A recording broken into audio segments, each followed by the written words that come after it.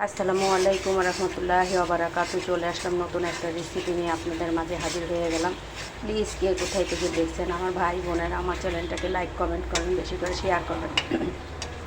আমি এখানে পেঁয়াজ, কাঁচামরিচ, 1 চামচ হলুদের গুঁড়া, 1 চামচ ধনিয়ার গুঁড়া, 1 চামচ মরিচের গুঁড়া দিয়ে দিয়েছি, 1 চামচ জিরা বাটা দিয়ে দিয়েছি, আর একটা তেজপাতা দিয়ে দিয়েছি, একটা দারচিনি দিয়ে দিয়েছি, আর কালো এলাচ, সবুজ এলাচ আর গোলমরিচ, লং এগুলো আমি আলাদাভাবে ব্লেন্ডার করে জয়ফল জয়তি ব্লেন্ডার করে রোস্টের মশলাটা আমি ভেবে দিয়েছি।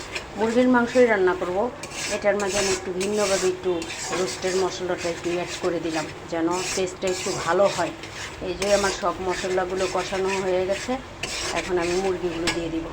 এই যে এখানে আমি মুরগির মাংসগুলো ধুয়ে কমপ্লিট করে নিয়েছি, এখন মুরগির মাংসগুলো রান্নাতে আমি চলে যাব।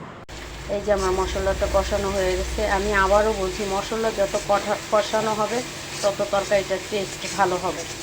আমার মশলাটা কষানো কমপ্লিট হয়ে গেছে, আমি এখন মাংসগুলো অ্যাড করে দিচ্ছি। আচ্ছা, আমার মাংসগুলো এখানে দিয়ে দিয়েছি।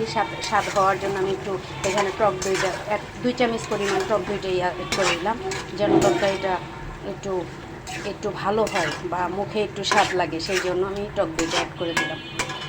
এখন ফিরে আসছি কষানির অপেক্ষাতে।